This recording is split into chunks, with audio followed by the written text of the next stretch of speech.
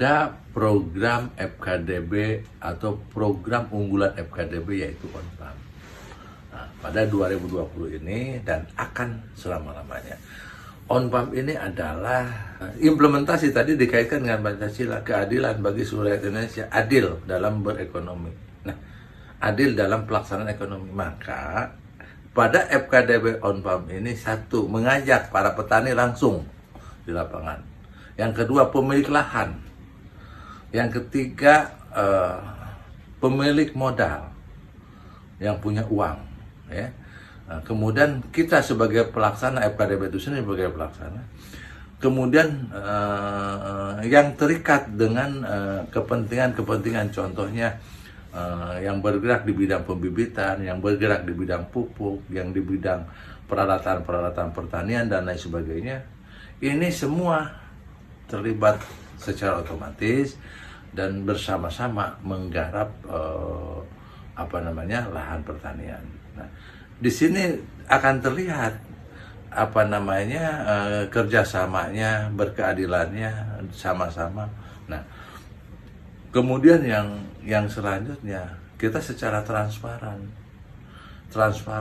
dari hasil dari keuntungan ini, pemilik tanah tahu berapa keuntungan, ya, pemilik modal tahu, petani juga tahu, semua tahu pemerintah. Nah, tahu bahwa kita punya pendapatan sekian dan ini dibagi secara sesuai porsinya masing-masing.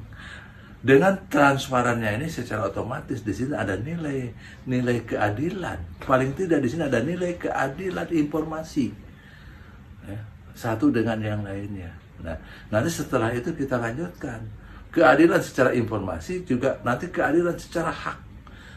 Nah, begitu kita bicara hak di sini, ingat harus adil dalam kewajiban. Kewajibannya adil, maka hak pun jadi nggak bisa sekarang orang menuntut keadilan dalam hak saja.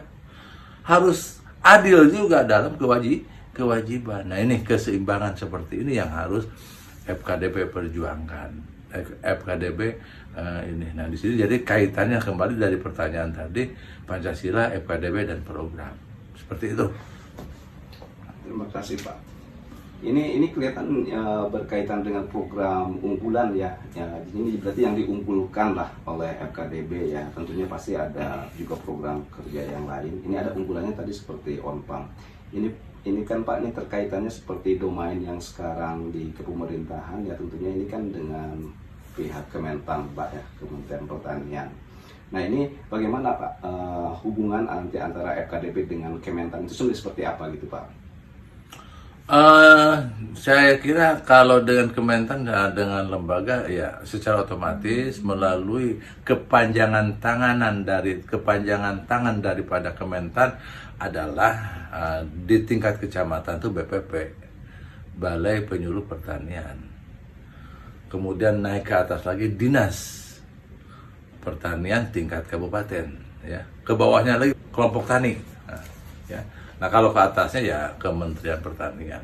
Secara otomatis itu bersinergi. Jadi tidak mungkin kita ada satu kegiatan di lapangan yang tanpa diketahui oleh Kementerian Pertanian, karena memang yang keseharian di lapangan adalah balai penyuluh pertanian yang sudah dibangun sekian lama. Seperti itu.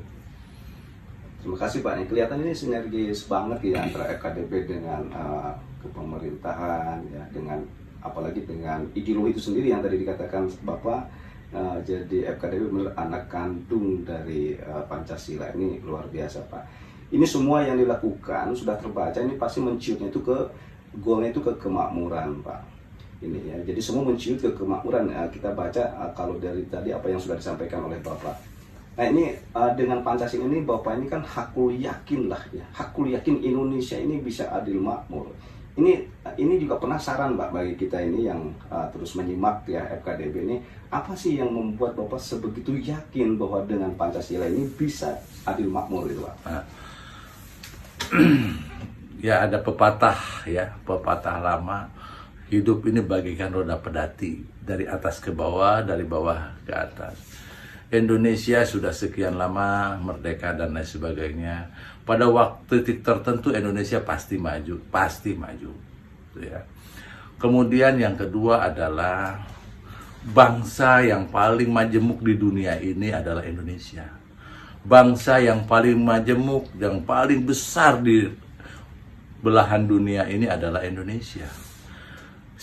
Indonesia aslinya apa sih?